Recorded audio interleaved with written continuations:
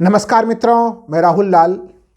आज हम लोग चर्चा करेंगे कि देश में चुनाव आचार संहिता लागू हो चुका है, यानी कि 16 मार्च को चुनाव आयोग ने चुनाव तिथियों की घोषणा कर दी।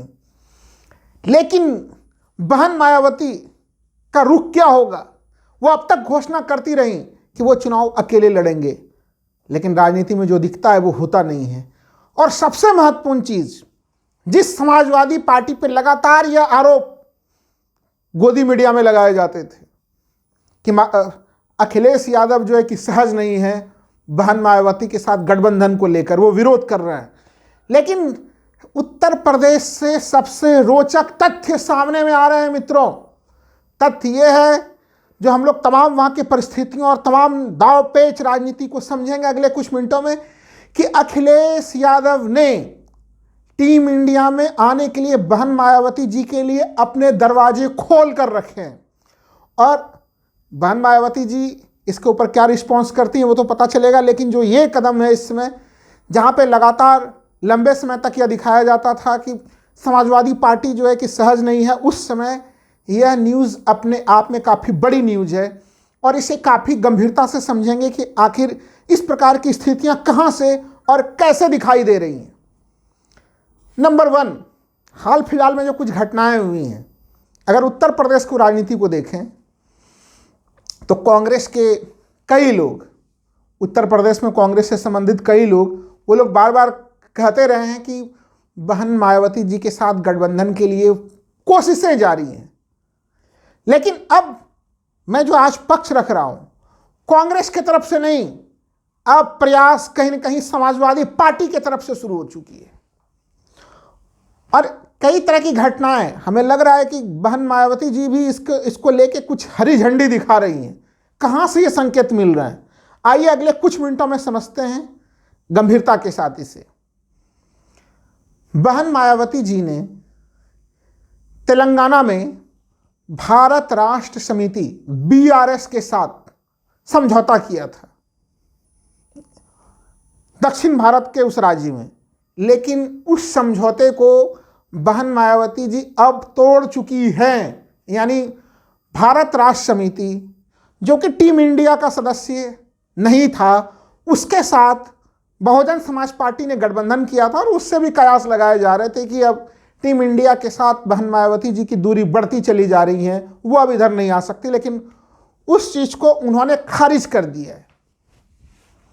दूसरा सबसे महत्वपूर्ण मामला, अगर हम लोग देखें, उत्तर प्रदेश में नगीना लोकसभा सीट पे जो है कि जो कैंडिडेट अखिलेश यादव ने दिया है, वहां पे नगीना लोकसभा सीट पे उन्होंने मनोज कुमार जी को टिकट दिया है अखिलेश यादव ने। जबकि अगर हम लोग देखें तो चंद्रशेखर रावण, उनकी काफी बड़ी दावेदारी नगीना लोकसभा सीट पर है मित्रों। एक तरह से उन्होंने वहां से दावेदारी ठोक भी दी है कि वो नगीना लोकसभा सीट से लड़ेंगे। और अगर अब तक देखें उत्तर प्रदेश में गठबंधन को 2022 से अगर देखें कि 2022 के गठबंधन में तो वो शामिल चंद्रशेखर रावण उस रूप में नहीं हो सके थे, लेकिन बाद के उपचुनाव में अगर हम लोग देखें, खतौली के चुनाव को अगर देखें, तो वहाँ पे जयंत चौधरी और चंद्रशेखर रावण की केमिस्ट्री ने बड़ा ही तगड़ा रंग दिखाया था। जयंत चौधरी तो अब अपने से पराये के सूची में जा चुके हैं, लेकिन चंद्रशेखर रावण ने ऐसा कोई कदम नहीं उठाया था जिस कारण से कि समाजवादी पार्टी उन्हें टिकट नहीं दे। लेकिन फिर भी समाजवादी पार्टी का टिकट उन्हें नहीं मिला है। इसका संकेत यह है कि चंद्रशेखर रावण को अगर टिकट दे दिया जाता तो समाजवादी पार्टी और बहन मायावती जी के संबंध सहज नहीं हो पाते। आप लोग जानते हैं कि बहन मायावती चंद्रशेखर रावण को अपने प्रतिद्वंदी के रूप में देखती हैं, यानी वो दलितों के एक उभरते हुए सुपरस्टार के रूप में, जिसे मायावती जी कभी पसंद नहीं करेंगी। यही कारण है कि चंद्रशेखर रावण को टीम इंडिया से लगातार दूर रखा गया था। यह एक आखिरी संकेत के रूप में देखा जा रहा है मित्रों कि नगीना की जो सीट है वहां से चंद्रशेखर रावण को दूर रखकर अब तक मायावती जी के लिए दरवाजे खोले जा रहे हैं। लेकिन अगर आप लोगों को लग रहा है कि इन्हीं कुछ छोटे छोटे सूचनाओं के आधार पर मैं ये संकेत दे रहा हूं कि बहन मायावती जी के लिए दरवाजे खुद समाजवादी पार्टी प्रमुख अखिलेश यादव ने खोले हैं, तो ये सूचनाएं अभी पूरी नहीं हुई हैं, क्योंकि जो दरवाजा खोले गए हैं उसके पीछे और भी कई बड़ी सूचनाएं हैं जिनके ऊपर हम लोगों को गंभीरता से गौर करनी होगी। उत्तर प्रदेश में जब समाजवादी पार्टी ने 3 सूचियां जारी की, प्रथम 3 सूची, तो हर तरफ चर्चा हुई कि बेहद गंभीर किस्म के उम्मीदवार समाजवादी पार्टी ने खड़े किए और उन उम्मीदवारों की तारीफ भी हुई कि समाजवादी पार्टी टिकट चयन के मामले में ना केवल गंभीर अपितु अति गंभीर नजर आई। लेकिन जब समाजवादी पार्टी ने अपनी चौथी और 5वीं सूची जारी की तो उस सूची पे प्रश्न उठने खड़े हो गए। और क्यों प्रश्न उठे उस सूची पे? क्योंकि उसमें कुछ नाम तो वाकई में गंभीर नाम थे मित्रों, लेकिन कई नाम ऐसे थे जैसे लग रहा था कि वो कुछ राजनीति में भुलावे देने के लिए वैसे नामों की घोषणा की गई है, और जिससे हम लोग वरिष्ठ पत्रकार, राजनीतिक विश्लेषक अगर हम लोगों के शब्दावली में समझें, वो कैंडिडेट नहीं है मित्रों, वो डमी कैंडिडेट हैं। यानी समाजवादी पार्टी कुछ बड़े जगहों पे 2 रणनीति समाजवादी पार्टी की ऐसी दिख रही है जहां पे वो दरवाजे खोल रहे हैं। कई जगहों पे उन्होंने जो कैंडिडेट दिए हैं चौथी 5वीं सूची में थोड़ा सा, और वो कैंडिडेट बहुत मजबूत नहीं है, डमी किस्म के हैं, उनके बारे में जानकारी लोगों को कम है।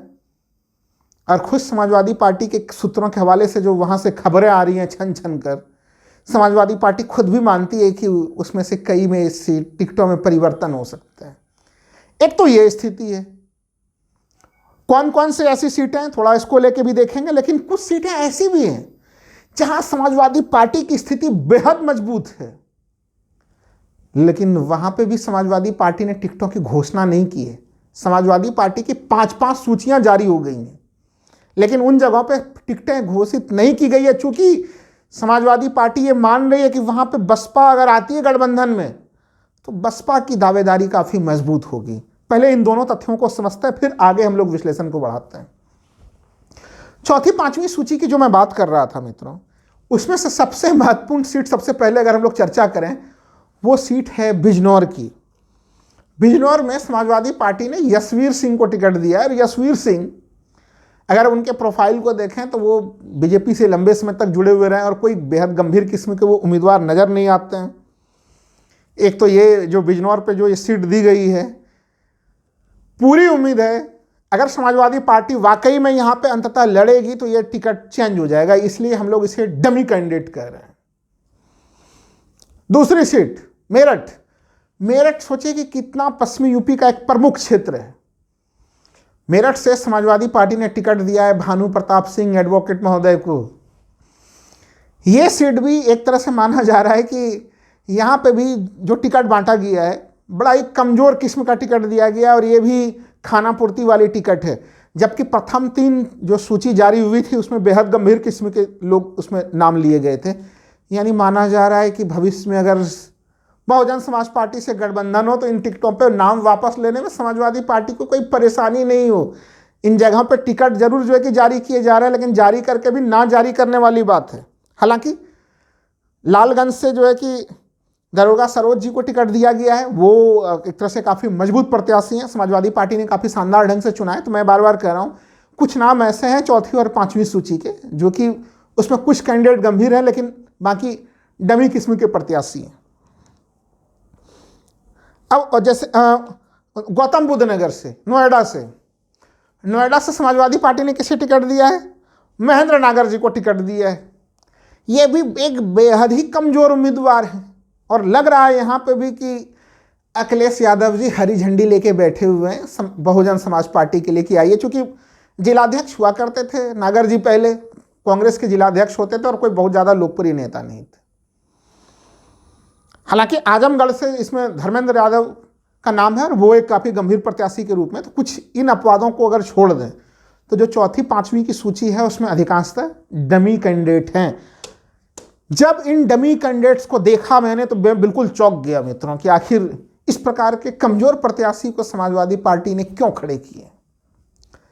अच्छा, सीन केवल कुछ जगह जो कमजोर प्रत्याशी रहे, जबकि 3 चरणों में काफी मजबूत चुन चुन के ऐसे दिए गए हैं जहां से अभी से कुछ सीटों पर हम लोग घोषणा कर सकते हैं। आने वाले वीडियो में आप लोग देखेंगे भी कि कुछ जगहों पे लड़ाई समाजवादी पार्टी काफी मजबूती के साथ उन जगहों पे जीतती हुई नजर आ रही है। तो उसका विश्लेषण तो हम लोग बाद में करेंगे। लेकिन जब समाजवादी पार्टी इतने मजबूत ढंग से अपने उम्मीदवारों को चुन रही थी, फिर अचानक से इन जगहों पर ऐसे उम्मीदवार क्यों चुन लिए गए? इसका कारण है बहुजन समाज पार्टी को आमंत्रित करने के लिए आखिरी प्रयास करना।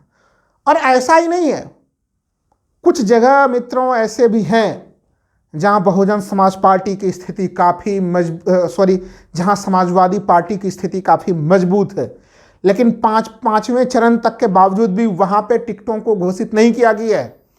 और इसमें सबसे महत्वपूर्ण सीट घोसी, आप लोगों को याद होगा घोसी विधानसभा उपचुनाव को कितने मजबूत ढंग से जीता गया था।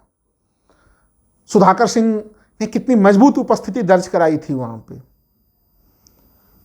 लेकिन वहां पे अब तक कैंडिडेट घोषित नहीं किया गया है।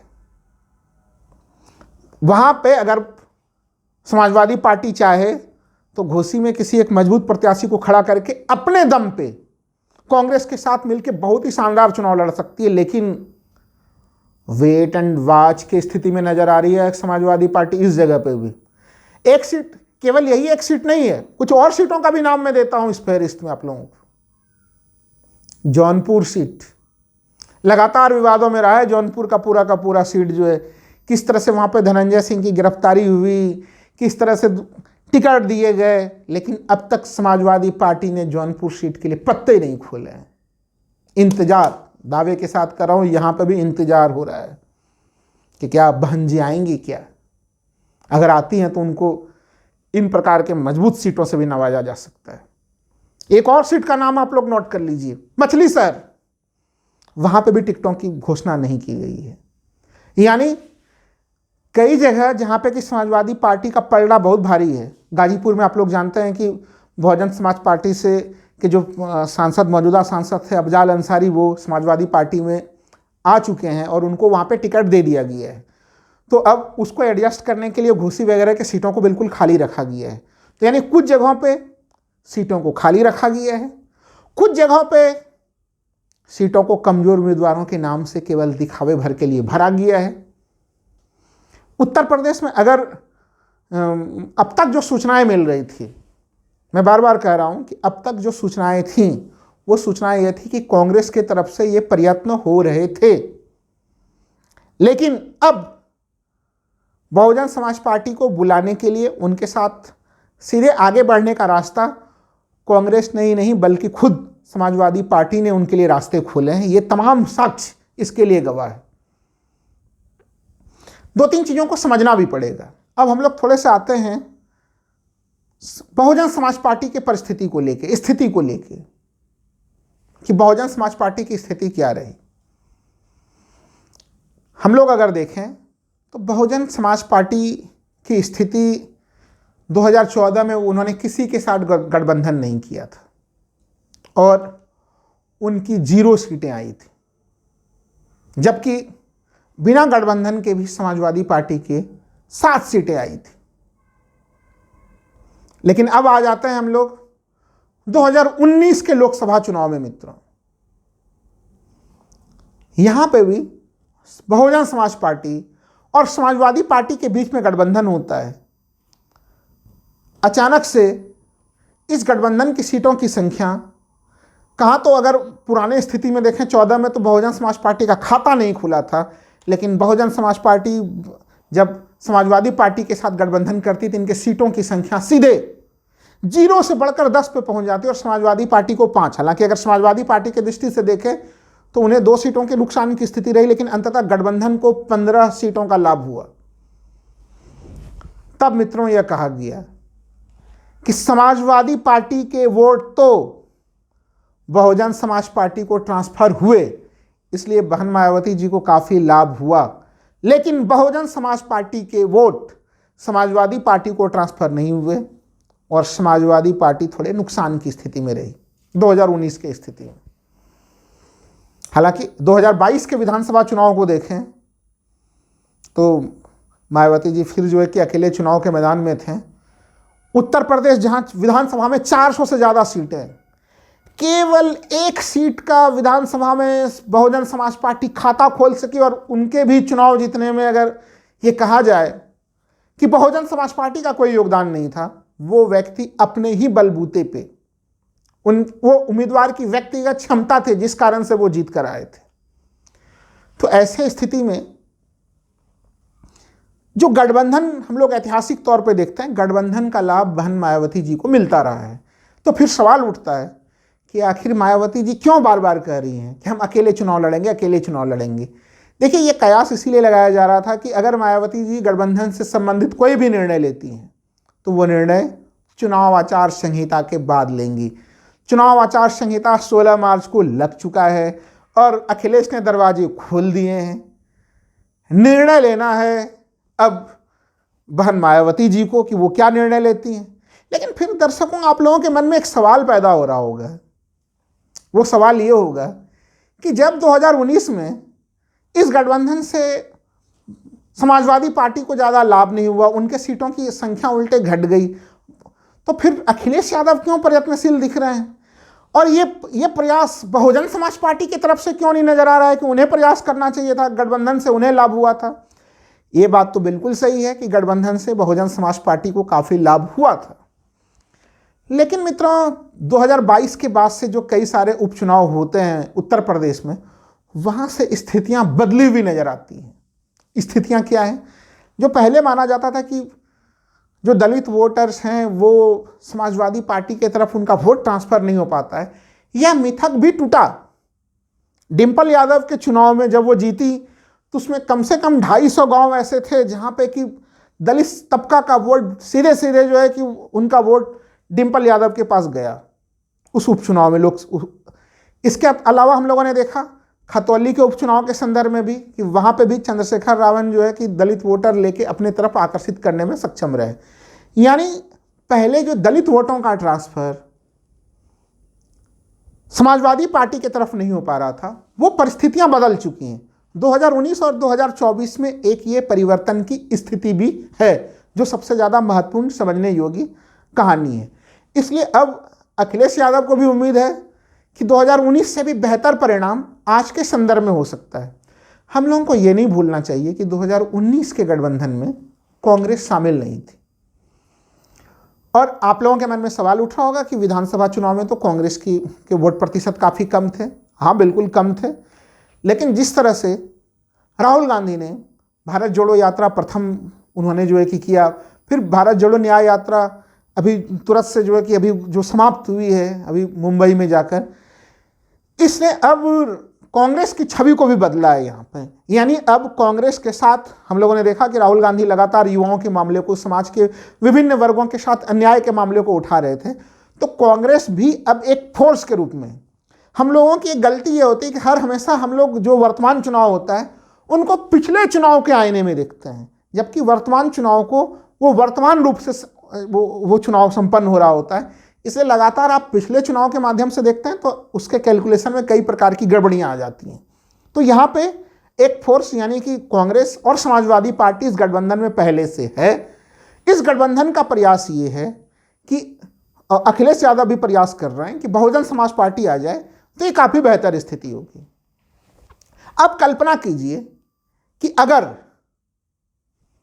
बहन मायावती जी अपने दावे वादे पे कायम रहती हैं।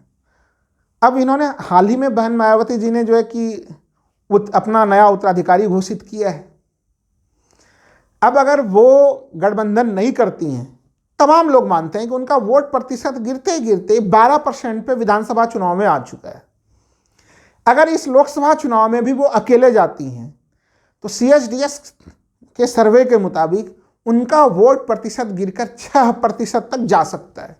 अगर बहुजन समाज पार्टी जैसे बड़े पार्टी का वोट प्रतिशत गिर के 6% हो जाए तो यह उसके लिए काफ़ी दुखद स्थिति होगी।